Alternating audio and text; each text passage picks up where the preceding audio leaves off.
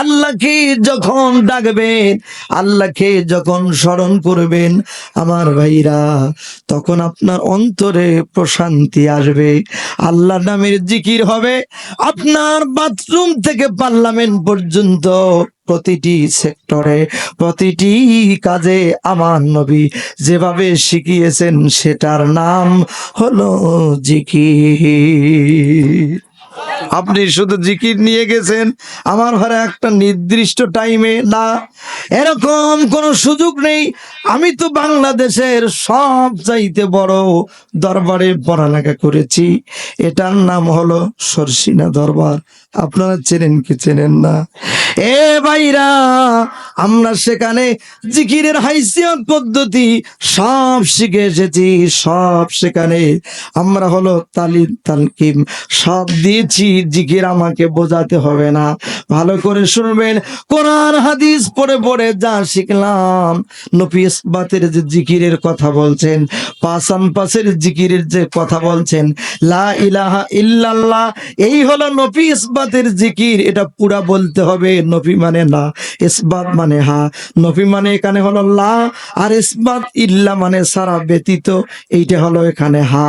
লা ইলাহা ইল্লাল্লাহ, এই হলো নবী ইসবাতের জিকির। পুরোটাই পড়বেন, তখন পূর্ণ নবী ইসবাতের জিকির হবে। এই হলো লা ইলাহা ইল্লাল্লাহ। এছাড়া ভেঙ্গে ভেঙ্গে পড়া জায়েজ নাই, অর্থ বিকৃতি হয়ে যায়, অর্থ আলাদা হয়ে যায়। এরকম শব্দ ভেঙ্গে করবেন না, পুরোটা একসাথে করবেন, কোনো সমস্যা নেই। ভাইরা আমার, পাসান পাস মানে হলো যখন আপনার নিঃশ্বাস ছাড়বেন, আপনি ছেড়ে দেবেন নেওয়ার সাথে, পড়বেন নেওয়ার সাথে হবে লা ইলাহা ইল্লা ইলাহা এই পর্যন্ত, আর নিঃশ্বাস ছেড়ে দিতে হবে ইল্লাল্লাহ। আমার ভাইয়ারা এইভাবে করবেন। তার মানে একজন মুমিন জীবনের যখন নিঃশ্বাস ঢুকবে তখন হবে লা ইলাহা, আর যখন ছেড়ে দেবেন তখন হবে ইল্লাল্লাহ। নিঃশ্বাস ঢুকতে আর বের হতে সেখানেও হলো লা ইলাহা ইল্লাল্লাহ। আল্লাহ ছাড়া কোনো ইলাহ নাই, কোনো মাবুদ নাই, কোনো আইনদাতা নাই, কোনো জীবনদাতা নাই, কোনো বিধানদাতা নাই। জোরে বলেন কথা ঠিক কিনা? আপনি কি জিকির বুঝাচ্ছেন? কথা বলেন, কথা কি বুঝতেছেন? প্রতিটি মুমিনের সব সময় প্রতিটি শ্বাস আর প্রশ্বাসের সাথে আমার ভাই ঢোকার বের হওয়ার সাথে হবে লা ইলাহা ইল্লাল্লাহ। পুরোটাই লা, এটা নেওয়ার সময় এটা হবে, নেওয়ার সময় ছেড়ে দেওয়ার সময় এটা, কোনো অসুবিধা নেই। সেটাই তো আপনি বলছেন, এটা সবাই করবে। আল্লাহ কবুল করুন। আমি আমেরিকার একটা গবেষণার কথা বলি। আমার ভাইরা যারাই হলো এই পাসান পাস বলেন, আমার ভাইরা নবী ইসবাত জিকিরের কথা বলেন, যেটাই বলেন পাসান পাস, খপি আকফাস সের ইত্যাদি যে কথাগুলো আছে, ওদিকে গেলে আমার সময় থাকবে না। মূল কথা বলাই নবী ইসবাতের যে জিকিরের কথা বলছেন, এটি যদি আপনি করেন তাহলে আপনার অন্তরে আপনার হার্ট এমন শক্তিশালী হবে, কেউ যদি 24 ঘন্টা দিন রাতে আমার ভাইরা কিছু সময় যদি আল্লাহর নাম নিতে পারে এরকম লা ইলাহা ইল্লাল্লাহ, তাহলে তাদের বিজ্ঞান গবেষণা করে প্রমাণ করেছে হার্টটা যে আমার ভাইরা এরকম করে পাম্প করে লা ইলাহা ইল্লাল্লাহ বলার কারণে আল্লাহ পাক হার্টের রোগ ভালো করে দিয়ে আর আপনার হার্টটাকে মজবুত করে দিবে। এই হলো লা ইলাহা ইল্লাল্লাহ জাগতিক ব্যাখ্যা শোনানো। তাহলে হার্ট ভালো করতে চান মানুষ, তখন হার্ট ব্লক হয়। কারণ কি? তাদের এখন আল্লাহ বিল্লাহ জিকির আজগার নেই। হার্টটাকে সতেজ ভালো রাখতে হলে সারা দিনে অন্তত 5-10 বার, 20-50 বার, 100 বার আল্লাহর লা ইলাহা ইল্লাল্লাহ আল্লাহর নাম নিতে হয়, যাতে আপনার হার্ট শক্তিশালী হয়, মজবুত হয়। আমেরিকার চিকিৎসা বিজ্ঞানের কথা। সুবহানাল্লাহ। সেই জন্য করবেন। আমি জিকির করতে আপনাদের নিষেধ করি না, জিকির অবশ্যই করবেন যেভাবে আমার নবীজি শিখিয়েছেন। হাবিবাতানে কালিমাতানে ইলা রহমান সাকিলাতানে ফিল মিজান আন খফিফাতানে আলাল লিসান। এটি বুখারী শরীফের শেষ হাদিস।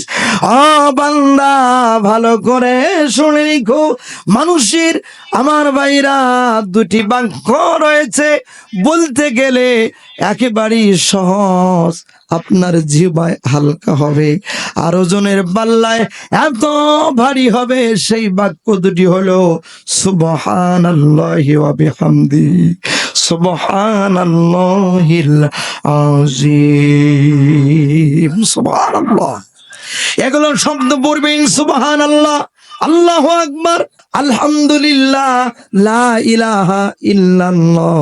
এছাড়া ভেঙ্গে আলাদা টুকরো করে করে বলা কোনো শব্দ জায়েজ নাই। আল্লাহ নবী শিখিয়েছেন, দেখেন আমার ভাইরা ভালো করে শুনুন। সুবহানাল্লাহ এটা হলো আপনার তাসবিহ, আলহামদুলিল্লাহ হলো তাহমিদ, আর আল্লাহু আকবার এটা হলো আমার ভাইরা লা ইলাহা ইল্লাল্লাহ, এটা তাওহীদ। আল্লাহু আকবার হলো তামহিদ। ভালো করে বুঝবেন, প্রতিটি আলাদা আলাদা পরিভাষা আছে কোরআন হাদিসে, এই জন্য ভালো করে শুনবেন। আল্লাহ পাক যখন আমার ভাইরা মানুষ সৃষ্টির ব্যাপারে ফেরেশতাদের কাছে পরামর্শের কথা বলেছিলেন, তখন কি বলেছে ফেরেশতারা? আল্লাহ আমরা তো আপনার তাসবিহ পড়ি, অনুকাদ্দিসু লাক, আর আপনার পবিত্রতা ঘোষণা করি, আপনি কি প্রয়োজন আছে মানুষ বানাবেন? সত্যিকার অর্থে যদি শুধুমাত্র মানুষকে তাসবিহ তাহলিল পড়ার জন্য আল্লাহ পাক যদি মানুষ বানাতেন, তাহলে তো ফেরেশতার প্রয়োজন ছিল না। ফেরেশতারা বলতো, আল্লাহ বলছেন সূরা বাকারার 30 নম্বর আয়াতে, ওয়াইদ ক্বালা রাব্বুকা লিল মালাইকাতি ইন্নী জাইলুন ফিল আরদি খলিফা ক্বালু আতাজালু ফিহা মান ইফসিদুদ দিমা নাহনু নুসাব্বিহু ওয়া নুকাদ্দিসু লাক ক্বালা ইন্নী আ'লামু মা লা তা'লামুন। আল্লাহু আকবার বলেন। স্মরণ করব এই সময়ের কথা, নবী হে যখন ফেরেশতাদেরকে আল্লাহ পাক সালাম পরামর্শের জন্য বলেছিলেন, আমি পৃথিবীতে খলিফা পাঠাতে চাই, বানাতে চাই, খলিফা পাঠাতে চাই, নিজাইলুন ফিল আরদি খলিফা। আমার ভাইরা তখন ফেরেশতারা বলেছিল, ক্বালু আতাজালু ফিহা মান ইফসিদুদ দিমা, ও আল্লাহ তুমি এমন কাউকে সৃষ্টি করবা যারা পৃথিবীতে গিয়ে রক্তপাত ঘটাবে, যারা হলো মানুষ মারবে, খুন করবে, হত্যা করবে, ছিনতাই রাহাজানি এরকম খারাপ কাজ করবে, এরকম কোন মানুষ তুমি বানাতে চাও? কি প্রয়োজন আছে? দরকার নেই। ফেরেশতারা ভেটো দিয়েছিল, এই কথা দিয়ে বোঝা যায় বলেছিল আমরাই তো নাহানু, আমরা নুসাব্বিহু আপনার তাসবিহ পড়ি, ওয়া নুকাদ্দিসু আপনার পবিত্রতা ঘোষণা করি, কি দরকার আছে? আল্লাহ বলছে ক্বালা ইন্নী আ'লামু মা লা তা'লামুন, আমি যা জানি তোমরা তা জানো না। আল্লাহু আকবার। এই কথার দ্বারা বোঝা যায় আল্লাহর মানুষ সৃষ্টির উদ্দেশ্য ভিন্ন। কথা বলেন ঠিক কিনা? তাসবিহ তাহলিল আর সুবহানাল্লাহ আলহামদুলিল্লাহ জিকিরের জন্য যদি আল্লাহ মানুষ বানাতেন, তাহলে এখানে আল্লাহ বলতেন না যে আমি যা জানি তোমরা তা জানো না। কথা বলেন। পরের আয়াতে আছে আদমকে শিক্ষা দিলাম, সব কথা আদমকে শিখালেন, বিভিন্ন নাম। কথা বলেন ঠিক কিনা? সমস্ত এসেম। এ ভাইরা, এ আয়াতে আগের শব্দ হলো ওরা মারামারি করবে, কাটাকাটি করবে। ভাই কথা বলছি না, ওরা মারামারি করবি, কাটাকাটি করবি, এই কথা ফেরেশতারা বলেছে। তার মানে মানুষের দুইটা গুণ হবে, একটা হলো ভালো মানে কল্যাণ, আর একটা হবে অকল্যাণ। জোরে বলেন কথা ঠিক কিনা? আল্লাহ রাব্বুল আলামিন আপনাকে আমাকে বানিয়েছেন কল্যাণের জন্য, মানবতার কল্যাণ করার জন্য। এই জন্য আমার ভাইরা মসজিদে যখন নামাজ শেষ হয়ে যাবে, ঘোষণা এসেছে, এটাও হলো 500 আয়াতের ভিতরে একটি। এ ভাইরা ইসলামী শরিয়াত 500 আয়াতের উপরে প্রতিষ্ঠিত। ফাইদা কুদিয়াতিস সালাহ ফান্তাশিরু ফিল আরদ ওয়াবতাগু মিন ফাদলিল্লাহ। আল্লাহু আকবার বলেন। তার মানে হলো নামাজ শেষ হয়ে গেছে, মসজিদ থেকে বেরিয়ে যাও, আল্লাহর জমিনে রিজিক তালাশ করো। এ ভাইরা, তাহলে বোঝা যায় ফরজ নামাজ শেষ হয়ে গেলে মসজিদের যতটুকুন নবীজি তাসবিহ তাহলিল জিকির আজগার করেছেন অতটুকুন করবেন। এর বাইরে মসজিদে বসে আমার ভাইরা থাকার কোনো সুযোগ নাই। আর আমরা মারো লা ইলাহা ইল্লাল্লাহ মারতেছি, মারতে তো হবে, কিন্তু যতটুকুন নবীজি শিখিয়েছেন প্রয়োজন অতটুকুন, এর বাইরে না। আমার কথা বুঝতেছেন? জিকির অবশ্যই করবেন, করতে হবে ভাইরা আমার। তাহলে 4 নম্বর আইনটা কি? কোরআন শোনার ফিরে আসেন সূরা মুজাদালা আয়াত নম্বর 11। আমার আল্লাহ বলেন, ইয়া আইয়ুহাল্লাযীনা আমানু ইযা কিলা লাকুম তাফাসসাহু ফিল মাজানিসি ফাফসাহু। আল্লাহু আকবার। ইয়া আইয়ুহাল্লাযীনা আমানু, ওহে ঈমানদারগণ, ওহে যারা ঈমানের দাবি রাখো, ভালো করে শুনে রেখো। ইজা মানে যখন, কিলা মানে বলা হয়, লাকুম মানে তোমাদেরকে, যখন তোমাদেরকে বলা হয়, তাফাসসাহু তোমরা প্রশস্ত করে দাও, এগিয়ে বসো। কোথায়? ফিল মাজালিসে, মজলিসে, সেমিনার, সিম্পোজিয়ামে, কোরআনের মাহফিলে আল্লাহ ফাফসাহু দিয়েছেন। এ ভাইরা, কোরআন শোনার জন্য একটু গুছিয়ে পরিপাটি হয়ে বসতে হবে। আইনটা জোরে বলেন তো কার? দেখি তো আমার কোরআন, আল্লাহর কোরআন শোনার 4 নম্বর আইনটা আমি এখানে থরো করলাম। কারা কারা মানতে চান একটু এগিয়ে আসবেন, কেউ উঠবেন না, পিছন কেটে পড়বেন না। আল্লাহকে বলে, আল্লাহ তোমার ফেরেশতাদের দ্বারা ভিডিও করে রাখো, দেখো তো কোরআন শোনার 4 নম্বর আইনটা কারা এখানে মাথা পেতে মেনে নাই। সামনের দিকে একটু ওই অবস্থায় এগিয়ে বসে, সময় 15 সেকেন্ড। আমার ভাইরা একটু গুছিয়ে বসতে হবে। মা বন্দির বলবো, ও মাগো আপনারাও এগিয়ে গুছিয়ে পরিপাটি হয়ে বসবেন। বাইরে যারা আছেন একটু নিজ দায়িত্বে এসে ভিতরে ঢুকে বসবেন। কেউ বাইরে টি স্টলে, চায়ের দোকানে, রাস্তাঘাটে থাকবেন না। আমি এখন তাফসীর শুরু করব। এ ভাইরা একটু গুছিয়ে পরিপাটি হয়ে বসবেন, নড়ে চড়ে বসবেন।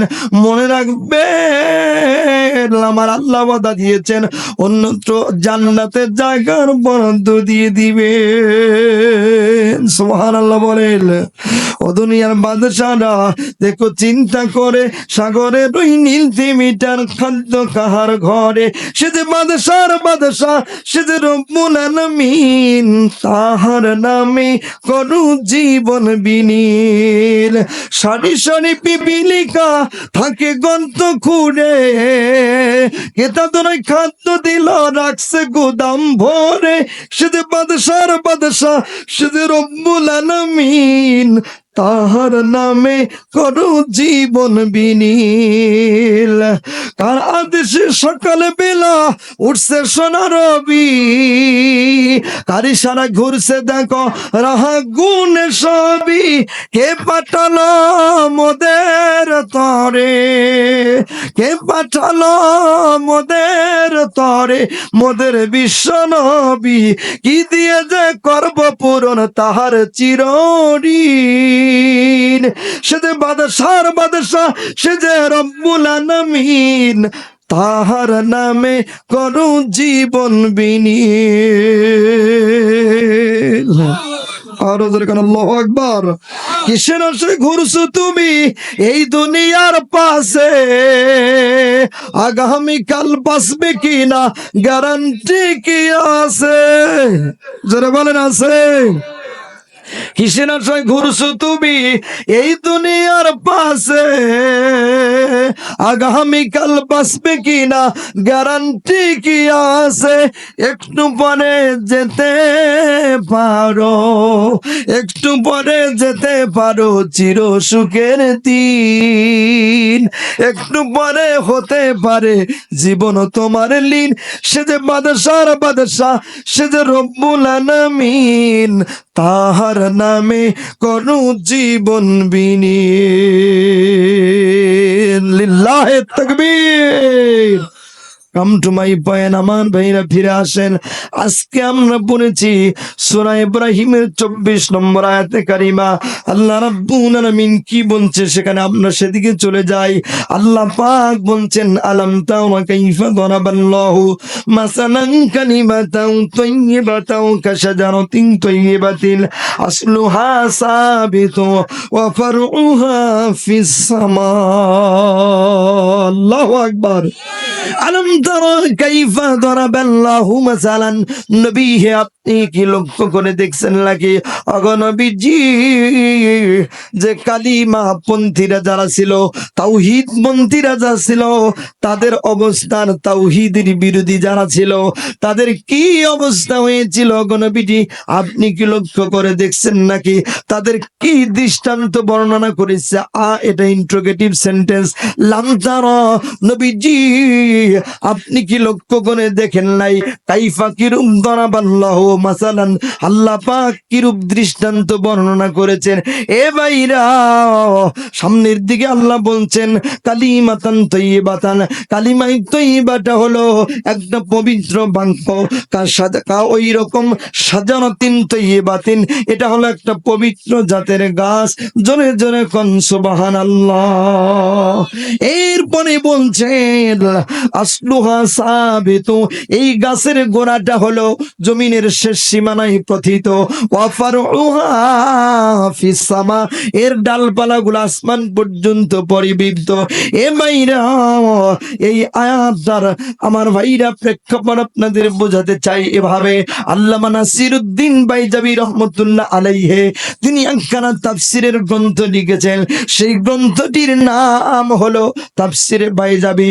ওই তাফসিরে বাইজাবিতে আল্লাহর নবীর মহান সাহাবী হযরতে আবু বকর সিদ্দিক রাদিয়াল্লাহু তাআলা আনহু থেকে একখানা হাদিস নকল করা হয়েছে। আল্লাহর নবীর মহান সাহাবী নবীজিকে প্রশ্ন করে জানতে চান, ইয়া রাসূলুল্লাহ, ইয়া হাবিবাল্লাহ, ওগো আল্লাহর হাবিব, আপনি এর আগে বলেছিলেন লা ইলাহা ইল্লাল্লাহ, এরপরে খন্ড খন্ড বাক্যে লা ইলাহা ইল্লাল্লাহ মুহাম্মাদুর রাসূলুল্লাহ আরশের মূল পায়ায় লেখা, অথবা বলেছেন জান্নাতের ভিতরে লা ইলাহা ইল্লাল্লাহ মুহাম্মাদুর রাসূলুল্লাহ লেখা, এরকম ব্যাখ্যা দিয়েছেন নবীজি। কিন্তু কালিমায়ে তাইয়্যিবাটা হলো পবিত্র বাক্য, এটা বুঝলাম। এটা পবিত্র জাতের গাছ, এটা গাছের গোড়াটা জমিনের শেষ সীমানায় পতিত, এর ডালপালাগুলো আসমান পর্যন্ত পরিবৃদ্ধ। নবীজি এটা বুঝতে পারি নাই, আপনার কাছে একটু ব্যাখ্যা জানতে চাই। এর আগে তো এরকম কোন কোরআনের আয়াত নাজিল হয় নাই। আগো নবীজি একটু ব্যাখ্যা করে বোঝাবেন। নবীজি, আল্লাহর নবী আমার ভাইরা প্রশ্ন করে আবু বকর রাদিয়াল্লাহু তাআলা আনহুর কাছে জানতে চান, হে আবু বকর, তোমার কাছে আগে প্রশ্ন করে জানতে চাই, বলো তো তোমার এলাকার যে গাছগুলো আছে বলো তো কয়টা অংশ? বলে হুজুর 3টা অংশ। বলো তাহলে কোন অংশ কোথায় থাকে? নবীজি যখন জানতে চেয়েছেন, আবু বকর রাদিয়াল্লাহু তাআলা আনহু বলেন একটা অংশ মাটির নিচে থাকে, আর একটা হলো মাটির উপরে মাঝখানে যেটা গোল, এরপরে হলো একটা অংশ ডালপালা থাকে। নবীজি বলেন আবু বকর শোনো, কালিমায়ে তৈয়্যিবার ব্যাখ্যাটা হলো ইবনে কাসিরে যা এসেছে আমার ভাইরা, আব্দুল্লাহ ইবনে আব্বাস রইসুল মুফাসসিরিন তিনি যা ব্যাখ্যা দিয়েছেন, কালিমায়ে তৈয়্যিবা কা শাজারাতিন, কালিমাতান তৈয়্যিবাতান কা শাজারাতিন তৈয়্যিবাতিন, এর ব্যাখ্যা হলো কালিমায়ে তৈয়্যিবাটা হলো আমার ভাইরা একটা খেজুর গাছের সাথে তুলনা করা হয়েছে। আমার ভাইরা তিনি বলছেন খেজুর গাছের সাথে কালিমার গাছকে তুলনা করা হয়েছে। আমার ভাইরা কেন খেজুর বৃক্ষের সাথে তুলনা করা হলো? কারণটা হলো নবীজি বোঝাতে চাইছেন আবু বকর হাকিকি অর্থে হলো কালিমা লা ইলাহা ইল্লাল্লাহ, আর রূপক মাজাজি অর্থে হলো ভিন্ন। এই লা ইলাহা ইল্লাল্লাহ খেজুর বৃক্ষের সাথে তুলনা মানে হলো, ভালো করে শুনে রেখো, যখন ওই মক্কায় মরুভূমির প্রান্তরে আমার ভাইরা ঝড় হওয়া শুরু হয়ে যায়, টর্নেডো শুরু হয়ে যায়, ঘূর্ণিঝড় শুরু হয়ে যায়, খেজুর বৃক্ষ বীর ভেসে দাঁড়িয়ে থাকে, একটা পাতাও নাড়াতে পারে না, গাছ ভাঙতেও পারে না। আমার ভাইরা জোরে বলেন কথা ঠিক কিনা? নবীজি বোঝাতে চাইলেন আবু বকর কালিমায়ে তৈয়্যিবা এটা যে পবিত্র জাতের গাছ, এই গাছটা এমন শক্তিশালী মজবুত, যেমন ওই খেজুর গাছ মজবুত পোক্ত পাকা পোক্ত, ঠিক ইসলামের কালিমার লা ইলাহা ইল্লাল্লাহ মুহাম্মাদুর রাসূলুল্লাহ এই বটবৃক্ষটাও হলো খেজুর বৃক্ষের মতো। ইবনে কাসির যা বলেছি তার মানে হলো এটাও হলো শক্তিশালী মজবুত। জোরে বলেন কথা ঠিক কিনা? ভাইরা আমার নবীদের থেকে আগের রাতের একটু বলতে চাই যে আলাম তারা কাইফা দারাবাল্লাহু মাসালান, কিরূপ দৃষ্টান্ত আল্লাহ বর্ণনা করেছেন। এই কালিমার গাছ কাটতে চেয়েছিল আমার ভাইরা নমরুদ, কালিমার গাছ কাটতে চেয়েছিল ফেরাউন, কালিমার গাছ কাটতে চেয়েছিল আমার ভাইরা হামান সাদ্দাত কারুন, কালিমার গাছ কাটতে চেয়েছিল আবু জাহল, এমনকি গোটা দুনিয়া এই পর্যন্ত কালিমার গাছ বিদায় করতে চেয়েছে নাকি? পারছে? পারে নাই। তার মানে এত মজবুত খেজুর বৃক্ষের সাথে তুলনা করলেন, এটি হলো হাকিকি অর্থে। আমার ঘরে রূপক মাজাজি অর্থে ব্যাখ্যাটা কি, সেই ব্যাখ্যাটা দিয়ে আলোচনার ভিতরে চলে যাবো। মাজাজি অর্থে হলো কালিমার গাছ মানে আবু বকর নবীজি বললেন, আমার ভাই নাসিরউদ্দিন বাইজাবির বর্ণনা থেকে বলছি, আমার ভাইরা তাফসিরে বাইজাবি থেকে বলছি, কালিমার গাছের রূপক মাজাজি অর্থ হলো ইমানদার আল্লাহওয়ালা মুমিন মুসলমান কালিমাওয়ালারা পৃথিবীতে 250 কোটি মুসলমান সবাই হলো কালিমার গাছ। সুবহানাল্লাহ বলেন। এটি রূপক অর্থে মাজাজি অর্থে। এখন আবু বকর রাদিয়াল্লাহু তাআলা প্রশ্ন করেছেন, বুঝলাম হুজুর ইমানদাররা কালিমার গাছ, কারুজুলেন ওয়াহিদ সমস্ত মানুষের একটা বডির মতো একটা গাছ বুঝলাম, তাহলে কেমন করে একই জিনিস গাছের গোড়া হয় আবার ডালপালা হয়? আল্লাহ বলছে আসলুহা সাবিতু, এটা গোড়াটা জমিনের শেষ সীমানায় পতিত, এর ডালপালাগুলো আসমান পর্যন্ত পরিবৃত, এটা তো বুঝলাম না। হযরত আবু বকরকে নবীজি লক্ষ্য করে বলেন, আবু বকর তোমার কাছে জানতে চাই, বলতো একজন ইমানদার আল্লাহওয়ালা মুমিন মুসলমান পৃথিবী ছেড়ে যখন চলে যায় আমরা তখন তাকে কোথায় দাফন করে আসি? আমরা কোথায় দাফন করি? মাটির নিচে। কোথায়? মাটির নিচে। কোথায়? এদিকে ডান পাশে কথা বললে হবে না, কথা বন্ধ করুন। আমার ভাইরা কোথায় রেখে আসি? মাটির নিচে। নবীজি বলে আবু বকর মাটির নিচে দাফন করে আসা মানে হলো ওই কালিমার গাছের একটা শিকড় বেড়ে গেল। সুবহানাল্লাহ। আবু বকর রাদিয়াল্লাহু তাআলা আনহু প্রশ্ন করেছেন, ওগো আল্লাহর হাবিব এটা বুঝলাম, কিন্তু কেমন করে ওই ইমানদাররা গাছের গোড়া হলো এটা বুঝলাম, কিন্তু কেমন করে ডালপালা হয় এটা তো বুঝলাম না। নবীজি বলেন, আবু বকর শুনে রেখো, যখন লোকটাকে দাফন করে চলে আসলাম বলতো লোকটার রুহুটা কোথায় যায়? বলে হুজুর আসমানে চলে যায়। নবীজি বলেন একজন ইমানদার আল্লাহওয়ালা মুমিন মুসলমান মরে যাওয়া মানে হলো ওই কালিমার গাছের একটা শিকড় বেড়ে গেল আর একটা ডাল বেড়ে গেল। সুবহানাল্লাহ। আমার ভাইরা, তাহলে কালিমার ইমানদাররা আল্লাহওয়ালারা মুমিন মুসলমানরা তারা মরে গেলে কালিমার গাছের আমার ভাইরা গোড়ার শিকড় বেড়ে যায়, গোড়া শক্তিশালী হয়। আবার মরে গেলে রুহুটা ইল্লিনে চলে যায়। ইল্লিন ভালো জায়গা আমার ভাইরা, আসমানে যেটা সেটা হলো ডালপালা, কালিমার গাছের ডাল বেড়ে যায়। জোরে বলেন কথা ঠিক কিনা? আপনাদেরকে বোঝাতে চাই আমার ভাইরা, আপনাদের এলাকায় গাছ আছে না নাই? আম গাছ বলেন আছে না নাই? জাম গাছ, কাঁঠাল গাছ, পেয়ারা গাছ, বড়ই গাছ। এখন মজার ব্যাপার হলো, বোঝার স্বার্থে বলছি, আপনার বাড়ির আম গাছটা থেকে ফলদায়ক গাছটা থেকে কেউ ষড়যন্ত্র করে একটা ডাল কেটে দিল অথবা ভেঙ্গে দিল, আমার ভাই আপনার বাড়ির গাছটাকে মরে যায়? জোরে বলেন মরে যায়? মরে যায়? আমার ভাড়া মরে যায় না, বরঞ্চ আমি দেখেছি মজার ব্যাপার হলো আমাদের এলাকার গাছগুলো দেখেছি যেখান থেকে ডালটা কেটে দেওয়া হয় অথবা ভেঙ্গে দেওয়া হয় 2-4-10 দিন পরে দেখবেন ওখান থেকে নতুন করে 10-20-50টা শাখা প্রশাখা বের হয়। কথা বলেন ঠিক কিনা? আমার ভাইয়েরা, পৃথিবীর সূচনা লগ্ন থেকে এই পর্যন্ত যারাই কালিমার গাছ থেকে 2-1টি ডাল কেটে দিয়ে ভেঙ্গে দিয়ে জেল জুলুম নির্যাতন আর ফাঁসির কাছে জড়িয়ে মানবতার মুসলমানদের সেই লোকজনকে বিদায় করার ষড়যন্ত্রে যারা মেতে উঠেছিল, কালিমার গাছ থেকে 2-1টি ডাল কেটে দিয়ে জেল জুলুম ফাঁসি দিয়ে তারা কালিমার গাছ সমূলে পুনরুৎপাদন করতে পারে নাই। যেমন আপনার বাড়ির গাছ থেকে, ফলদায়ক গাছ থেকে ফল খাওয়া থেকে বিরত রাখবে, ডাল কেটে দিল ভেঙ্গে দিল বাড়ির গাছটা মরে যায় না। ইসলামের গাছ থেকে 2-1টা জেল জুলুম নির্যাতন শহীদ করে দিও, ইসলামের গাছ কখনো মেরে ফেলা যায় না। শক্তিশালী হয়, মজবুত হয়, পাকা পক্ত হয়। জোরে বলেন কথা ঠিক কিনা? আল্লাহ বলেছেন অমাকারু ওয়ামাকার আল্লাহ আল্লাহু খায়রুল মাকিরিন। শ্রেষ্ঠ কৌশলী কে? জোরে বলে। 5 তারিখে যা হয়েছে, গত 5 তারিখে, সেই কথাটা কি কোরআনে আছে? নাই? আছে। সূরা ইব্রাহিম ভালো করে শুনবেন, আয়াত নম্বর 42 আমার আল্লাহ বলেন ওয়ালা তাহসাবান্নাল্লাহা গাফিলান আম্মা ইয়ামালুজ জালিমুন।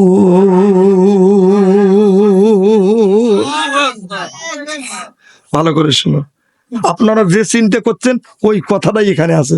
আপনারা ধারণা করেছিলেন, আমরাও বক্তারা ওয়াজ করেছি ফেরাউনের, নমরুদ, সাদ্দাত, হামান, কারুনের, আমার ভাড়া স্বৈর শক্তি, আমার ভাড়া ফেরাউনের ওয়াজ করেছি, কিন্তু ফেরাউন চোখে দেখি নাই। দেখেছি? ধরে বলেন। আমার ভাড়া মজার ব্যাপার হলো আল্লাহ বলছেন ওয়ালা তাহসাবান্নাল্লাহ, তোমরা এই ধারণা করো না গাফিলা, যে আল্লাহর উপরে তোমরা এই ধারণা করো না গাফিলান, আল্লাহ গাফিল হয়ে গেছে, আল্লাহ তোমাদের উপরে অমনোযোগী হয়ে গেছে। না, আম্মা ইয়ামালুজ জালিমুন, জালিমরা যা করে সব আল্লাহ দেখে রেখেছেন। আল্লাহু আকবার বলেন। ওই কথাটা যেটা আগে বললাম, এই পরের আয়াত খেয়াল করুন, পরের আয়াত খেয়াল করুন। ইন্নামা, কেবলমাত্র শুধুমাত্র, ইউআখিরুহুম, তাদেরকে ছেড়ে দিয়েছি, লিয়াউমিন, ওই দিনের জন্য। কোন দিন? লিয়াউমিন, এই শব্দটা সেখানে আছে। আয়াত আমার বারে খেয়াল করুন, লিয়াউমিন, ওই দিনের জন্য। ওই দিন মানে আধুনিক ব্যাখ্যা হলো সেই আমাদের জন্য গত 5ই আগস্ট। ওই দিন কেন? তাশখাসু ফীহিল আবসার, যেদিন তাদের চোখ ম্লান হয়ে যাবে, কোনো কথা বলতে পারবে না। পেরেছে? খেয়াল করুন ভাইরা আমার, এখানে কি শেষ না? কি কথা আল্লাহ পাক সব তুলে ধরেছেন তাদের ব্যাপারে। সূরা সাফফাত আয়াত নম্বর 22 এবং 23। কত? 22 এবং 23। কথা বুঝতেছেন কি আপনারা? উহশুরুল লাযীনা যালামু ওয়াসওয়াজাহুম ওয়া মা কানু ইয়াবুদুনা মিন দুনিল্লাহি ফাহদুহুম ইলা সিরাতিল জাহিম। আল্লাহু আকবার। উহশুরু এটা জমাত শিখা, হাসিন র মানে হাসর করো, মানে একত্রিত করো। তাফসির পরে দেখবেন হলো আমার ভাইরা শিকল পরাও। ফেরেশতারা, আল্লাহ বলবেন ও শুরু, তোমরা জমা করো, একত্রিত করো, শিকল পরাও, বেড়ি পরাও। তাদেরকে আল্লাযিনা যালামু, যারা জুলুম করেছে। এরপরে কি ওয়াজওয়াজাহুম, যারা জাউজনের জমা আজওয়াজ, আমার ভাইরা স্ত্রী পুত্র, ডানে বামে উপরে নিচে, একদল দুই দল 14 দল বিরোধী দল। এটার ভালো বাংলা করলে তাফসিরে তাই লেখা আছে, আজওয়াজ মানে হচ্ছে দোসর। আজওয়াজ মানে কি? দোসর। ভালো বাংলা ওয়াজওয়াজাহুম, তাদের দোসর। আজওয়াজ দোসর, হুম তাদের, তাদের দোসরদেরকে একত্র করো, জালিমদের, তাদের দোসরদের। ওয়ামা কানু ইয়াবুদুনা মিন দুনিল্লাহ, আল্লাহকে বাদ দিয়ে তারা যাদের দাসত্ব করত। এখানে অনেক ব্যাখ্যা। এই কিসমের লোক আমার ভাইরা, শিক্ষানীতি থেকে শুরু করে এমন কোন দিক সেক্টর নাই, প্রতিটি বিষয় এর ভিতরে পড়েছে যারা কাজ করেছে আমার ভাইরা, এদেরকেও। এরপরে কি আসেন, তারপরে শব্দ, এই 3 কিসিমের এই লোকদের জন্য আল্লাহ কি বলেছেন পরের আয়াত, ফাহাদু হুম। ফাহাদু, এটা হচ্ছে দালের পরে একটা ওয়াও আছে, এটাও জমাত শিখা। ফাহাদু, এটা আমাদের শিখায় ফেরেশতারা তোমরা পিটাও, হুম মানে তাদের পিটাও, তার মানে রিমান্ড দাও। এরপরে কোথায় দিবেন? ইলা সিরাতিল জাহিম, তাদেরকে জাহিম নামক জাহান্নামে নিক্ষেপ করো। কথা আমার না আল্লাহ, যারা বলেন। এখন বলবো এখান থেকে শিক্ষা কি? ব্যক্তিগত, পারিবারিক, সামাজিক, রাজনৈতিক সেক্টর, পরিমণ্ডলে যে বা যারা যেই হন, যেখানেই হলো জুলুম করবেন, জুলুমের সহযোগিতা করবেন, আমার এই কিসমের সংস্কৃতি ফিলিংস টেন্ডেন্সি জাগ্রত করবেন, তারাই হলো এই আইনের আওতায় পড়বেন। এতে কোনো সন্দেহ, বুঝেন কিছু? এটা ভালোভাবে এই আয়াতটা বুঝাইতে হলে, ওই শব্দটা বুঝাইতে হলে, আমি বাবার সাথে দেখেছি 34 মাসে আমার মুরব্বি একরাম যারা ইটা ভাঙতেন, একটা কুশি নিয়ে, ওটাকে কি বলে, একবার এজি আর একবার কি এজি দিলে একবারে কি সব ইটা ভেঙ্গে চুরমার হইতো কিনা? আমার কথা বুঝতেছেন কি? ভালো করে শোনেন, তাফসির পড়ে দেখবেন তাই আছে। আয়াত বল 22-23। আমার ভাইরা, তা বাবার সাথে মইয়ে উঠেছি, 1 বস্তা মাটি দিছে, বাবা চলছে, তারপরও ইটা ভাঙে না। ভাঙে কিন্তু যদি কুশি দিয়ে পিটান তাহলে কি একদম সব একবারে কি শেষ।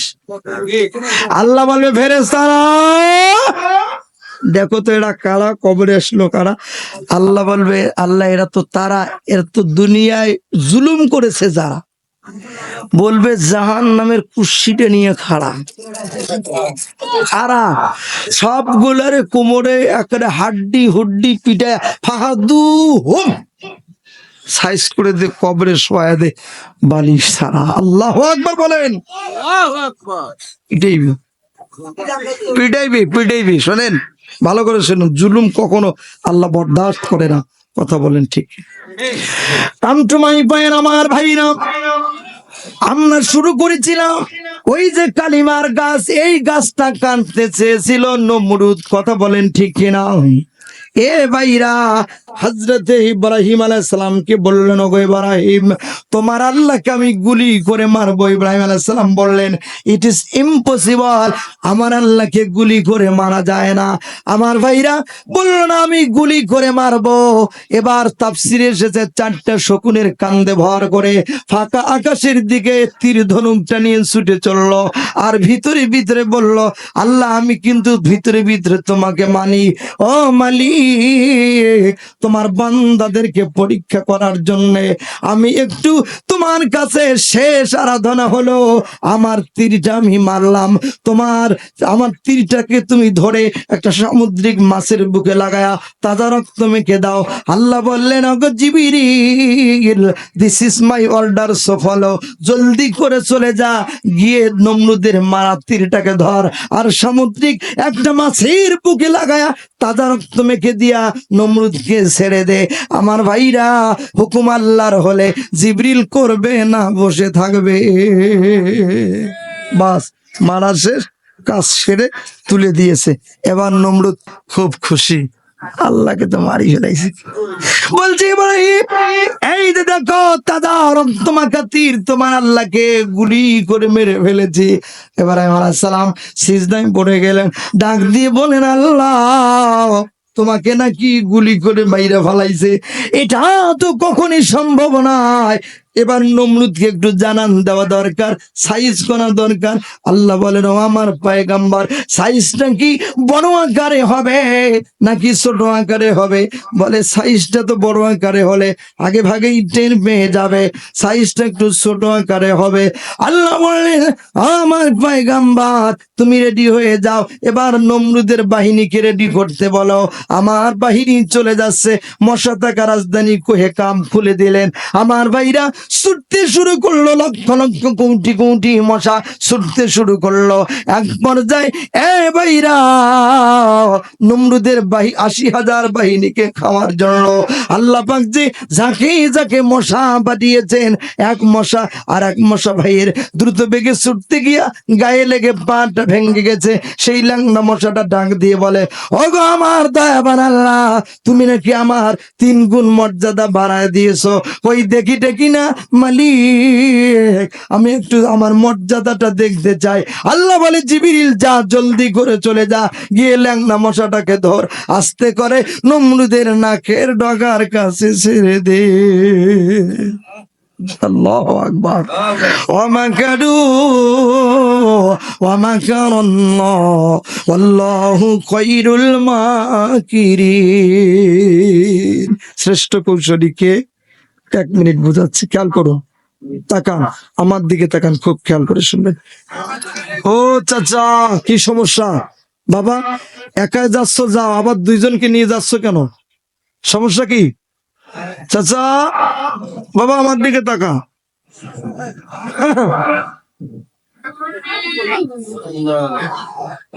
সেরে আসবেন, সেরে আসবেন। জি বলছি, 1 2 3। আবার শোনেন, বলছি 1 2 3। আমি বুঝলাম না, দেখেন তো চলছে ওইদিকে, বারবার হচ্ছে। এখন আমি পরিবেশ পাইনি কথা বলা, খেয়াল করুন। বলছি 3, 4র্থ নম্বরে কি উঠলে আমি উঠবো, ওঠা যাবেন না, চলবে না, বন্ধ হবে। কারা কারা চলার পক্ষে 2 হাত তুলে দেখান, লিল্লাহি তাকবীর। খেয়াল করুন, হ্যাঁ চলুক, আছি। আপনারা থাকলে আমি আছি, আপনারা নাই আমিও নাই। চলবে বাবারা, বসো। চলবে ভাইরা আমার। মশা ছুটতেছে এত দ্রুত বেগে, এত লক্ষ কোটি মশা দেখে নমরুদের মাথা খারাপ হয়ে গেছে। এই মশা তো স্প্রে টেস্প্রে কিছু মানে না, মানে বলছে, বিবি রে তাড়াতাড়ি মশারি খাটা। মশারিতে ঢুকতে গেলে না আগে নিচ দিয়ে ঢুকতে হবে, আগে তুলতে হবে। কথা বলেন ঠিক কিনা? আইরা আমার আমাকারু আমাকারাল্লাহ আল্লাহু খায়রুল মাকিরিন। শ্রেষ্ঠ কৌশলী যে আল্লাহ। আস্তে করে নমরুদের নাকের ডগার কাছে ছেড়ে দিয়েছে। মশা ঢুকে হেডকোয়ার্টারে চলে গেছে, মারতেছে। কথা বলেন ঠিক কিনা? বলছি বিবি রে তাড়াতাড়ি আসো, মাথাটা টিপ, কি যেন সমস্যা হয়েছে। দেখবেন আমার ভাইয়ারা, মা বোনেরা এসেছেন, ওনাদের জন্য 2-4 মিনিট বলতে চাই, এখানে কষ্ট হবে। ভালো মানুষের জাত যদি হয়, স্বামী, মাঠ ঘাট, অফিস আদালত, ব্যাংক, বিমা, চাকরি বাকরি, কর্মক্ষেত্রে, ব্যবসা বাণিজ্য থেকে এসে বাড়িতে এসে যদি বড় বড় নিঃশ্বাস ফেলে, তাহলে ভালো মানুষের জাত হলে এই প্রচন্ড শীতের রাতেও একটা হাত পার গায়ে এনে স্বামীর গায়ে বাতাস করবেই। কথা বলেন ঠিক? আর যদি খান্নাসের জাত হয় 2 মিনিট মাথা দিয়ে সরাই দিবে। কথা বলেন ঠিক? ভালো মানুষের জাত হলে আপনার খেদমত করবে, নাহলে 2 মিনিট পর কি? কথা বলেন ঠিক? মা বোনদের সামনে একটু বলতে চাই, মা বোনেরা ভালো করে কথাগুলো শুনবেন। তাহলে আপনারা এসেছেন কোরআন শোনার জন্য, আপনার জীবনের জন্য সবচাইতে আমার মা এবং বোনেরা ভালো করে শুনবেন, আপনার কাছের এবং সবচাইতে দামি মানুষ হলো আপনার স্বামী। কথা বলেন, এখন তো স্বামী মূল্যই দেন, আছে না এরকম? স্বামীর কোনো মূল্য নাই। কেন শুনতে পাচ্ছেন না?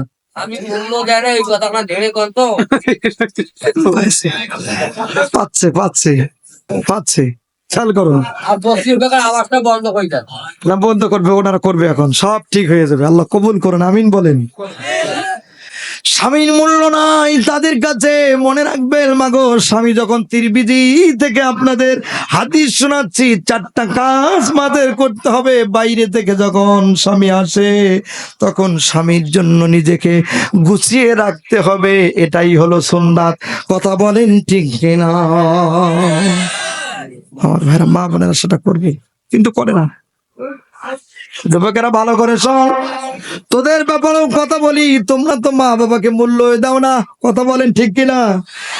এ ভাইরা, মায়ের পেটের ভিতরে আমরা এসেছি, মা কত দুঃখ যন্ত্রণা সহ্য করে, কষ্টের পর কষ্ট সহ্য করে আমাদের জন্ম দিয়েছে। জোরে বলেন কথা ঠিক না বেঠে?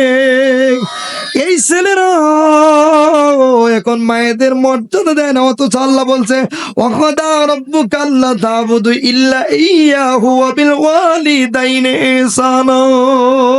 আল্লাহু আকবার বলে। আল্লাহর বিধানের হুকুম জারি হয়ে গেছে, ফরমান হয়ে গেছে। ওয়াকাদা রাব্বুকা আল্লা তা'বুদু ইল্লা ইয়্যাহু, আল্লাহ ছাড়া অন্য কারো দাসত্ব করা যাবে না।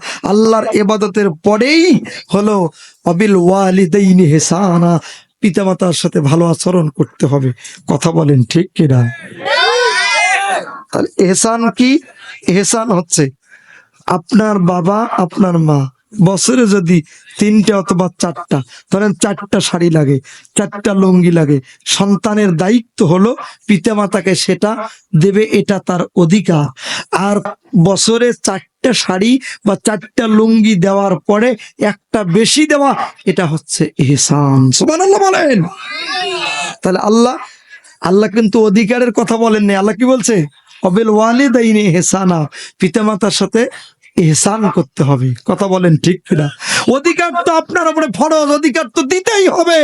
অধিকার পিতামাতার আদায় করে দেওয়ার পরে আরো কিছু, মাসে যদি আপনার পিতামাতার হাত খরচ 2000 লাগে, 3000 লাগে আমার ভাইরা সাপোজ, তাহলে 3000 দেওয়ার পরে আরো 100, 200, 500 টাকা দিয়ে দেওয়া, এটা হলো ইহসান। 3000 দেওয়া হলো আপনার জন্য ফরজ, আর 3000-এর পরে যত দিবেন 10, 20, 50, 100, 200, 500, এটা হলো ইহসান। সবার ক্ষেত্রে ইহসান করার দরকার। যারা বলেন আছে না নাই? সেই জন্য আপনাদের বলতে চাই, যুবকেরা ভালো করে শোন, মা বোনেরা এখন তো নিজের মেয়েটাকে, অনেক শাশুড়ি আছে ভালো করে দেখে, কিন্তু পুত্র বধূ দেখে ভালো করে দেখে না। কথা বলেন ঠিক কিনা? ভালো খাবার খেতে দেয় না। এরকম অনেক শাশুড়ি আছে ভালো রান্না করে রেখে দিয়েছে, পুত্রবধূকে দেয় না। আমার ভাইরা, মায়ের পেটের ভিতরে বাচ্চা আসলে ওই সময় কিন্তু মাকে ভালো খাবার খেতে মনে চায়, হয়তো বা কোনো কারণে মা শাশুড়ির চোখ ফাঁকি দিয়ে ভালো 2 টুকরা মাংস খেয়ে, গোস্ত খেয়ে ফেলেছে। এ ভাইরা, ওই মুহূর্তে সন্তানটা মায়ের পেটের ভিতরে 20 সপ্তাহ মানে 4.5 মাস বয়স হয়ে গেছে, কান কিন্তু পেয়ে গেছে। আবার অথবা হতে পারে ওই সময় সন্তানটা 7 মাস 7.5 মাস বয়স হয়ে গেছে, তখন কিন্তু চোখ পেয়ে গেছে। মা যদি কোনো চুরি করে, সন্তান চোখ দিয়ে সেটা দেখতে পায়। সব মা যা করে, চোখ খুললেই, চোখ পালেই, চোখ ফুটলেই মা যা করবে সন্তান দেখতে পাবে। তাহলে আমার ভাইরা, চুরি করে খেয়েছে, এখন যদি ওই ছেলে এই পৃথিবীতে আসে, সে মেম্বার হয়, চেয়ারম্যান হয়, এমপি হয়, মন্ত্রী হয়, মিনিস্টার হয়, সে কলমের খোঁচায় লক্ষ কোটি টাকা চুরি করে জনগণের মেরে দিয়ে বেগম পাড়ার কানাডায় বাড়ি বানায়। কথা বলেন। বুঝতে হবে। রাস্তা দিয়ে যাচ্ছেন আর বলতেছে এই থোড়ের বাচ্চা, এই থোড়ের বাচ্চা। কথা বলেন ঠিক দেবে? এই কথা মায়ের পিঠের ভিতরে শিখে এসেছে। ওই যে মা বলেছে শহরের বাচ্চা আর কুত্তার বাচ্চা। আমার ভাইয়েরা এখন তো বাচ্চা ফাস্ট, অনেক ফাস্ট। জোরে বলেন কথা ঠিক কিনা? মা বোনদের পায়ে হাত দিয়ে বলবো, মাগো সত্যিকার অর্থে যদি আপনি আপনার সন্তানটাকে ভালো বানাতে চান, তাহলে সন্তান যেদিন পেটের ভিতরে এসেছে ওই দিন থেকে আপনার ফ্যাক্টরিটা যেমন ভালো হওয়া লাগবে, আপনি যেমন ভালো হবেন, ঠিক তেমনি ভালো হওয়ার জন্য যত ধরনের ক্রাইটেরিয়া আছে ইসলাম যা সত্য সদা সত্য বলার জন্য শিখিয়েছে আপনাকেও পালন করা লাগবে। আর সন্তান আসলে তা করবার জন্য আপনাকে প্রস্তুতি নেওয়াতে হবে। জোরে বলেন কথা ঠিক কিনা? কিন্তু আমরা তা না করে কি করছি? বাচ্চা যদি অমিতাভ বচ্চন না আসেনি, গালে 5টা আঙ্গুল বসাই দিয়েছে। কথা বলেন ঠিক? আমার ভাইয়া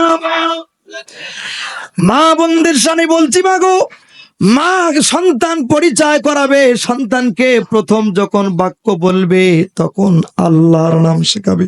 কার নাম? ধরে বলেন কার নাম? এই যে মাদ্রাসা দেখতে পাচ্ছেন, এই মাদ্রাসায় নিচের ক্লাসে পড়ানো হয় পৃথিবী। আমার ভাইয়েরা মাদ্রাসায় ছোট ক্লাসের বইয়ে এই কবিতা পড়ানো হয়।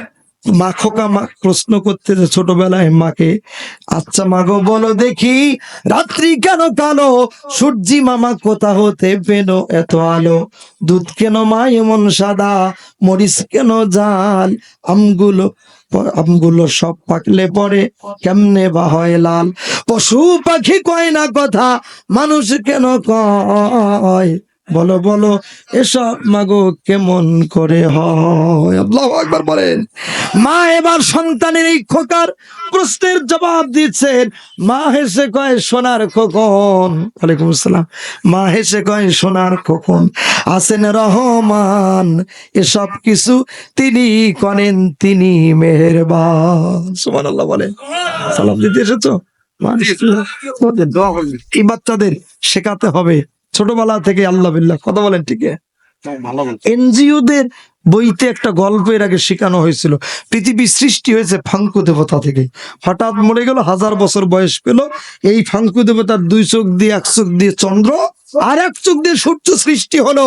এই ফাঙ্কু দেবতার শরীরের গোস্ত দিয়ে পৃথিবীর মাটি, আর ফাঙ্কু দেবতার শরীরে হাড্ডি দিয়ে পৃথিবীর পাহাড় পর্বত, আর দাঁত দিয়ে আমার ভরা পাথর, আর বলছে লোম দিয়ে বড় বড় হলো গাছ। এটা বলছে, এরকম করে একটা গল্প পড়ানো হয়েছে আমার ভাই। তার মানে ছোটবেলায় আপনারা আমার বাচ্চাদেরকে আমার ভাইয়ের নাস্তিকতার বীজ বপন করার জন্য তারা ষড়যন্ত্র করেছে। জোরে বলেন কথা ঠিক কিনা? অথচ মাদ্রাসায় কি পড়ানো হয়? এই বাচ্চা যদি সত্যিকার অর্থে আদব কায়দা আমার ভাইরা ভালো মানুষ বানাতে চান, মাদ্রাসার বিকল্প নেই। জোরে বলেন কথা ঠিক কিনা? নৈতিক শিক্ষার মানদণ্ড নিরূপণ করতে হলে আপনার আমার কোমলমতির আমার ভাইরা সব কলিজার টুকরো সন্তানগুলোকে যদি সত্যিকার অর্থে যদি আপনি ভালো মানুষ বানাতে চান, তাহলে মাদ্রাসা শিক্ষায় শিক্ষিত করতে হবে। এছাড়া কখনো আপনার বাচ্চা আমার ভাইরা কখনো হলো দিন ধর্ম ইসলাম মুরব্বীদের ভালো মানবে না, আদব কায়দা শিখবে না। জোরে বলেন ঠিক কিনা? আপনার প্রমাণ আজকে হলো, আমি কথা হয়ে যাওয়ার বাড়ি দেখেছি, প্রমাণ করেন কয়টা মাদ্রাসার ছাত্র বেয়াদবি করেছে মুরব্বীদের সাথে, শিক্ষাগুরুর সাথে, কিন্তু রহ রহ আমার প্রমাণ আছে। স্কুল কলেজ বিশ্ববিদ্যালয়ে শিক্ষকদেরকে পিটিয়েছে স্কুল কলেজ বিশ্ববিদ্যালয়ের ছেলেরা। জোরে বলেন কথা ঠিক কিনা? সুতরাং এই মাদ্রাসা মাঠে মাহফিল হচ্ছে, আপনারা বুঝতে পারছেন। এই মাদ্রাসায় যারাই সত্যিকার অর্থে আমার ভাড়া দিন শিখেছে, ইসলাম শিখেছে, সত্যিকার অর্থে তারাই হলো সোনার মানুষে পরিণত হয়েছে। জোরে বলেন কথা ঠিক কিনা? সুতরাং আমার ভাইরা এই জন্য মাদ্রাসায় বেসিক নলেজ অন্তত সন্তানদেরকে মাদ্রাসায় দিবেন, মাদ্রাসায় পড়াবেন। মৌলিক শিক্ষাটা যদি মাদ্রাসায় পায় তাহলে ওই বাচ্চার দিয়ার পথ ভ্রষ্ট হওয়ার, কখন নৈতিক পদস্খলন হওয়ার কোনো সম্ভাবনা নেই। জোরে বলেন কথা ঠিক কিনা? তা না হলে ঐশীর মতো মেয়ে আপনার ঘরে জন্মগ্রহণ করবে, পিতা মাতাকে হত্যা করবে। জোরে বলেন কথা ঠিক কিনা? ফিরে আসেন, আমি আমার মূল জায়গায় চলে যাব। কষ্ট হচ্ছে? খেয়াল করুন আমার ভাইরা, বলছিলাম সন্তান পেটের ভিতরে এসেছে, মা জনম দুঃখিনী অনেক কষ্ট সহ্য করেছেন। আমার ভাইরা, মা কখনো খেতে পারে নাই, কখনো হলো উঠে বসেছেন, কখনো হলো সারাটা রাত বিছানায় বসে কাটিয়েছেন। মা কখনো হলো ভালো করে ঘুমাতে পারে নাই। আপনাকে যখন পেটে ধারণ করেছেন, এত কষ্ট সহ্য করেছি, মা জনমদুখী। আমার ভাইরা, বিজ্ঞান বলেছে মায়ের পেটের ভিতরে সন্তান যখন আসে, সন্তানটা মোট 4500 বার লাথি মারে। জোরে বলেন তো কতবার? 4500 বার লাথি মারে। এর ভিতরে প্রচন্ড লাথি হলো 4টা। ওই প্রচন্ড 4টা লাথি কখন মারে? আমার ভাইরা, ইমাম গাজ্জালির দর্শন প্রমাণ করেছে। ইমাম গাজ্জালি বলেছে মায়ের পেটের ভিতরে সন্তান প্রচন্ড লাথি গুলো ওই সময় মারে। মা যখন আতুর ঘরে যাবে, মা কেমনে বুঝতে পারে আমাকে আতুর ঘরে যেতে হবে, আমাকে ডেলিভারি রুমে যেতে হবে? এ মাইরা,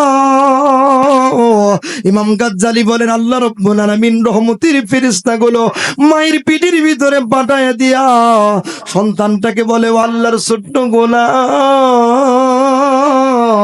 তুমি দুনিয়ায় চলে যাও, তোমার আল্লাহ রাব্বুল আলামিন তোমার জন্য বড় একটা দুনিয়া বানায় রেখেছে। এ ভাইরা, আল্লাহর ছোট্ট গোলাম বলে আমার মায়ের পেটের থেকে বড় কোন দুনিয়া আছে বলে আমার জানা নয়, আমি যেতে চাই না, আমাকে জোর করে বের করে দিও না। দু গ্রুপে ধস্তাধস্তি হয়। আমার ভাইয়েরা, ইমাম গাজ্জালি বলেন মায়ের পেটের ভিতরে তখন বেদনা হয়, মা জনম দুঃখী গর্ভধারিণী বুঝতে পারে আমাকে ডেলিভারি রুমে যেতে হবে। এবার শ্বশুরের কাছে বিদায় নেয়, শাশুড়ের কাছে বিদায় নেয়, বান্ধবীরে ফোন দিয়ে বলে বান্ধবী আমাকে বিদায় দাও। এ ভাইরা, চাবির ছোড়াটা হাতে নিয়ে স্বামীর সামনে গিয়ে বলে, ও প্রাণের প্রিয়তম স্বামী গো, এই যে চাবির ছোড়াটা তুমি নিয়ে দাও, আমি বুঝি পারবো না, আমি তো ডেলিভারি রুমে যাচ্ছি, আমার পেটে বড় প্রচন্ড বেদনা। ভাইরা আমার, মা জনম দুঃখিনী চলতে থাকে। আমার ভাইরা মাকে এবার নিয়ে যায়। এখন তো 2 ভাবে বাঁচতে হয়, সিজারে অথবা নর্মাল ডেলিভারিতে। নর্মাল ডেলিভারির 2 মিনিটে একটা চিত্র তুলে ধরতে চাই, দেখি তো ও কার চোখে পানি এসে। আমার ভাইরা, গর্ভধারিণী জনম দুঃখিনী মা যখন আতুর ঘরে গেছে, শিক্ষিত শিক্ষিত দায়ীরা কেউ বা হাতে ধরে, কেউ বা কাঁধে ধরে। আমার ভাইরা, ওই সময় বিজ্ঞান বলে ওই প্রচন্ড 4টা লাথির সে প্রথম লাথিটা মারে, মা সহ্য করতে না পেরে আমার ভাইরা এবার ডাক দিয়ে বলে, ভাবি রে আমাকে ছেড়ে দাও, আমি একটু উঠে দাঁড়াবো। ভাবি ছেড়ে দেয় না। আমার ভাইরা ধৈর্যের সবক দেয়, বোনকে বলে পাগল আমাকে একটু ছেড়ে দাও, উঠে দাঁড়াবো, আমাকে একটু ছেড়ে দাও, উঠে দাঁড়াবো। বোনও ছেড়ে দেয় না, ধৈর্যের সবক দেয়। সন্তান কিন্তু আর একটা লাথি মারে। এ ভাইরা, সন্তান যখন দ্বিতীয় তৃতীয় লাথি মারে, তখন জনম দুঃখিনী গর্ভধারিণী মা আমার ভাইরা বেদনা সহ্য করতে না পেরে চাচিরে ডাক দিয়ে বললাম, চাচি গো আমাকে একটু ছেড়ে দাও, আমি উঠে দাঁড়াবো। কেউ ছেড়ে দেয় না। ওই সময় তখন জনম দুঃখিনী গর্ভধারিণী মা ডাক দিয়ে বলে নিজের মাকে, মা গো কই গেছো রে বা, একটু এই দিকে আসো না, এরা বুঝি আমাকে মাইরা ফেলবে রে বা। ও মা, আমাকে একটু সাহায্য করো না। ভাইরা আমার, ওই সময় নিজের মা টাটির বেড়ার পাশে অথবা ওয়ালের পাশে দাঁড়িয়ে এবার মা এবার নিজের মেয়েকে ডাক দিয়ে বলে, বেটি রে একটু ধৈর্য ধর, একটু ধৈর্য ধর সন্তান। আমার ভাইরা সেন্সলেস হয়ে পড়ে যায়। ওই সময় 2 মিনিট হলো শিক্ষিত দাইরা কাঁদে। এক বোনকে প্রশ্ন করা হয়েছিল, বোন কেন তোমরা কাঁদো, কাঁদার পিছনে কারণ কি একটু জানতে চাই। বলে ছোট ভাইয়া এইটা তুমি বুঝবা না। আমি বলি বোন কেন বুঝবো না? আমার ভাইরা বলে তোমরা যখন মসজিদে যাও তোমাদেরকে বোঝাই টিপের পানি ওদের জন্য ছেড়ে দাও, ধর ধর করে পড়ে। আমার ভাইরা শিক্ষিত দাইরা বলে নবীজির হাদিস সাক্ষী, মা একটা সন্তান জন্ম দিতে গিয়া জিহাদের ময়দানের মতো রক্তাক্ত হয়ে যায়। এ ভাইরা ওই বোনরা বলেছিল ওই সময় মায়ের শরীর থেকে এমন রক্ত পড়ে, এমন জোরে ব্লিডিং হয়, বিজ্ঞান বলেছে 3.5 পাউন্ড রক্ত মায়ের শরীর থেকে পড়ে। ওরা বলে আমরা এই দৃশ্য দেখে কেউ নিজেকে কন্ট্রোল করতে পারি না, এই রক্ত বুঝে আর কোনোদিন বন্ধ হবে না। সন্তান ওই সময় ভাসতে ভাসতে দুনিয়ায় আসে। বিজ্ঞান বলে সন্তান একটা উম্মু নামাজ দিল, আমরা ইথারের মাধ্যমে ধরে নিলাম এই সন্তানটা মায়ের কর্ণকুহুরীর ভিতরে দিয়া কলিজায় সেট হয়ে গেল। শেষ লাত্তিটা সন্তান যখন মেরেছে মায়ের কলিজাটা দ্বিখণ্ডিত হয়ে গেছে। এ ভাইরা যে সন্তানের আওয়াজটা মায়ের কর্ণকুহুরীর ভিতরে দিয়া আমার ভাইরা ভিতরে চলে যায়, ফাটা কলিজাটা আল্লাহ রাব্বুল আলামিন অটো জাম লাগায়া দেয়, একসাথে করে দেয়, ওই মাটা দুনিয়ায় বেঁচে থাকে। আর যার কলিজাটা আমার ভাইরা একসাথে লাগে না, ওই মা দুনিয়া ছেড়ে আতুর করে বিদায় হয়ে যায়। আল্লাহু আকবার। এ যুবকেরা তোমাদেরকে বলবো এই পৃথিবীতে একটা জায়গায় কষ্ট দেওয়া যায় না, সেইটা হলো তোমার মাকে আসো, ওই মাকে কষ্ট দিবা না, ওই বাবাকে কষ্ট দিবা না। একটু দুহাত তুলে আল্লাহকে দেখো। এ ভাইরা যাদের মা আছে আমি একটু হাত দেখতে চাই, আল্লাহকে বলি আল্লাহ এই মানুষগুলো মাকে কষ্ট দিবে না, বাবাকে কষ্ট দিবে না, হাত নামান আল্লাহ কবুল করে চলে বলেন আমিন। এই দেখতে চাই। আর একটু আমার ভাই আপনাদের ভিতরে কার মা নাই, কার বাবা নাই, কে আসো মাকে হারিয়েছ, বাবাকে হারিয়েছ, একটু হাতগুলো সোজা করতে হবে।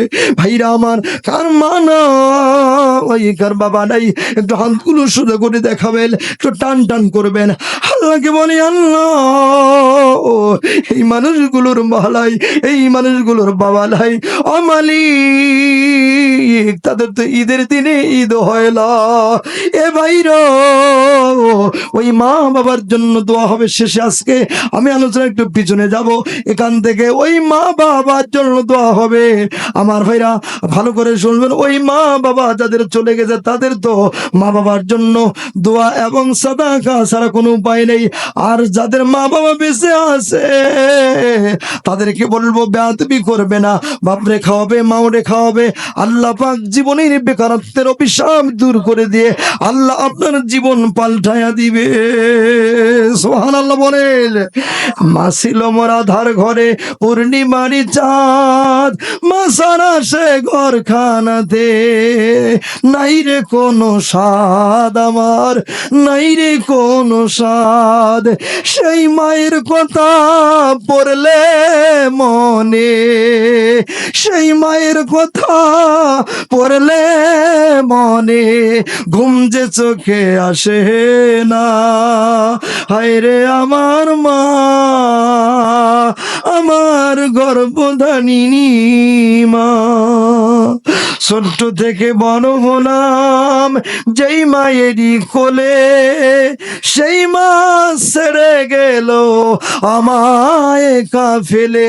ও ভাই আমায় একা ফেলে, সেই মায়ের কথা পড়লে মনে, সেই মায়ের কথা পড়লে মনে ঘুম যে চোখে আসে না। হায় রে আমার মা, আমার জনম দুঃখী মা, আমার গর্ভধারিণী মা। মাছানার একলা জীবন লাগে না রে ভালো,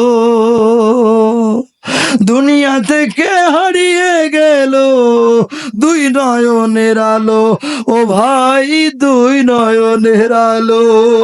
মা ছাড়া একলা জীবন লাগে না রে ভালো, দুনিয়া ছেড়ে হারিয়ে গেল দুই নয়নের আলো, ও ভাই দুই নয়নের আলো। সেই মায়ের কথা পড়লে মনে, সেই মায়ের কথা পড়লে মনে ঘুম যে চোখে আসে না। হায়রে আমার মা, আমার গর্ভধারিণী মা।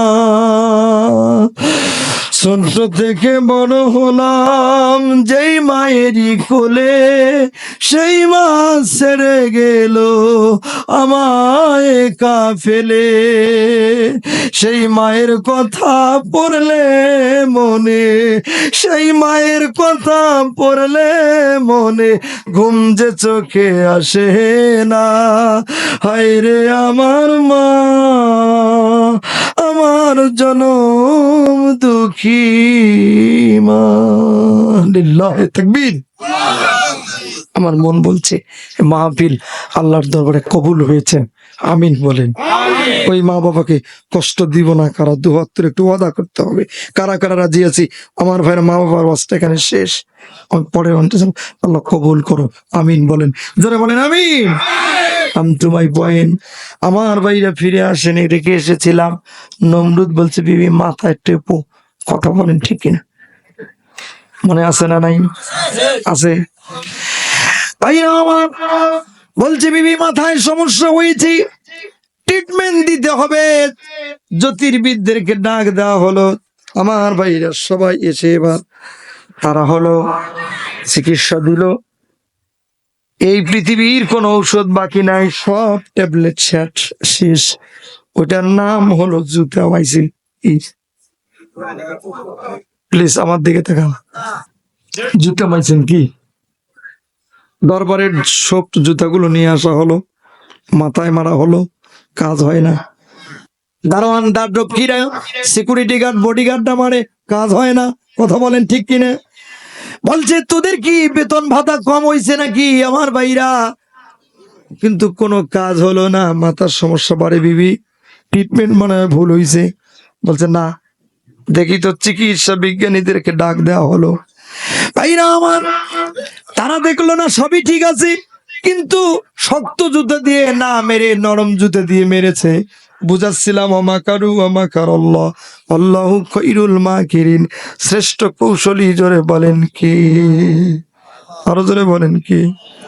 আমার ভাইরা আল্লাহ রাব্বুল আলামিন জানেন যে ওর মাথায় জুতা দিয়ে মারতে হবে, সেজন্য সব দরবারের দামি জুতা দিয়ে মারলে হবে না। গরিব মানুষের ওই যে আম গাছ, জাম গাছ, কাঁঠাল গাছের লেভেল পজিশন নিয়ে একটা টাকুনি বসায় দিত মুরব্বীরা, ওটাকে খরম বলতো, কি বল? বলছে বাদশাহ নরম জুতা দিয়ে মারলে হবে না, খরম দিয়ে মারতে হবে। যেই শক্ত জুতে দিয়ে মেরেছে, মাথা ফেটে গেছে। ল্যাংড়া মশা দৌড়াচ্ছে আর বলছে তোর মাথা ফাটে ফাটুক, আল্লাহ আমারে নিরাপদে বাঁচায়া দিয়েছে। সুবহানাল্লাহ বলে। ইন্নাহুম ইয়াকিদুনা কাইদা ওয়া কিদু কাইদা ফামাহিলিল কাফিরিনা আমহিলহুম রুয়াইদা। আল্লাহু আকবার বলেন। আল্লাহ সুযোগ দেন, ছাড় দেন না, কথা বলেন ঠিক কিনা? আমার ঘরে আয়াতটা আমি এভাবে বোঝাতে চাই আপনাদেরকে। আপনার ঘরের কোনায় একটা মাকড়সা সারাটা দিন ধরে অক্লান্ত পরিশ্রম করে একটা জাল বুনালো, সেই জালটা ছিন্ন করতে আপনার হাতের শাহাদাত আঙ্গুলি দিয়ে টান দেবেন, সময় লাগবে 0.1 মাইক্রোসেকেন্ড। আমার ভাইরা, যারাই পৃথিবীতে মুসলমানদের হোলি খেলেছে, মানবতাকে ধ্বংস করবার জন্য ইসলাম আর মুসলমানদের নিয়ে হলো ষড়যন্ত্র করেছে, আমার ভাইরা মুসলমান বিদায়ের ষড়যন্ত্রে মেতে উঠেছিল নেপথ্যে থেকে শিয়ালের ভূমিকায়। যারা আমার ভাইরা নেপথ্যে থেকে জাল বুনিয়েছে, সেই জাল ছিন্ন, আপনার ঘরের মাকড়সার জাল ছিন্ন করতে 0.1 মাইক্রো সেকেন্ডের প্রয়োজন হয়, আমার আল্লাহর কাছে কাফির মুশরিকদের পাঠানো সেই জাল ছিন্ন করতে, মুসলিম নিধনের সেই জাল ছিন্ন করতে 0.1 মাইক্রো সেকেন্ডের প্রয়োজন হয় না। 0.0 মাইক্রো সেকেন্ডে সব জাল ছিন্ন ভিন্ন হয়ে যায়। জোরে বলেন কথা ঠিক কিনা? হয়েছে, কথা বলেন ঠিক না বেটি? আপনার আলোচনা শেষে সবাই একটু নামাজের মতো কাতারবন্দি হয়ে বসবে। ওইলে আমি করবো সব শেষে মাথা চাপ খিচুড়ি দিতে হবে, তাবারক দিব ওনাদেরকে। আমি আমার কাছে সে ভালো বুদ্ধি আছে, তাবারক জি ইনশাআল্লাহ মাথায় আছে আমার। আপনারা রেডি করে ফেলুন, রেডি করে বললে